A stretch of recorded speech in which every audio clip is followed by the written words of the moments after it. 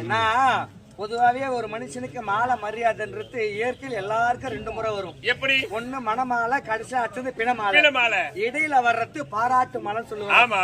நீங்களும் ரொம்ப நாளா ஆகி போச்சு வெளிநாடு போய், ஒரு நாள் கழிச்சு இன்னைக்கு தான் வர்றீங்க. ஆமா. உங்க கையால 4 பேருக்கு என்ன பரிசு கொடுக்கணும் அப்படின்னு சொல்லி நாட்டு மக்கள் ஏங்குறாங்க. காத்து கிடக்க இருள் சூழ்ந்த இந்த நேரத்துல ஒளிமயமா ஆக்குறது யாருனாக்கா நீ கிடையாது, நான் கிடையாது, தளபதி கிடையாது, பூவரசன் கிடையாது, தந்தை கூட கிடையாது.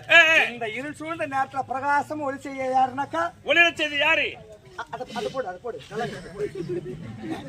என் சார்பா உங்க கையால அவருக்கு பொங்கல் மரியாதை. அப்படியா? வர சொல்லு.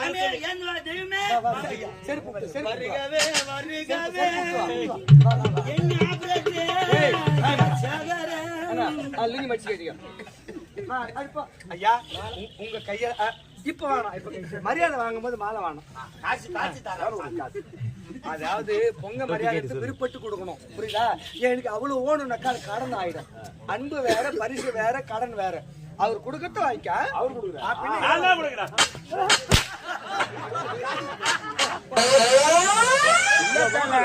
உள்ள போட்டுக்கிறவங்க நான் பட்டாப்பட்டி வெளியே கட்டு வரும். அப்படி இல்ல, பொம்பளாசாரம் வந்தா மட்டும் லைட் கலர் கலரா போடுறாங்க. நம்ம வெளியே வரும்போது வெளியால் விட்டுவாங்க. எங்கடா உங்களுக்கு ஜாஸ்திக்கான 600 ரூபாய் சம்பளம் இல்லிப்பாடா பிரகாசம் நினைப்பு போலிட்டோம். அதுல உட்காந்து 1 மணி நேரம் ஆட்ட ஆரம்பிச்சேன். இது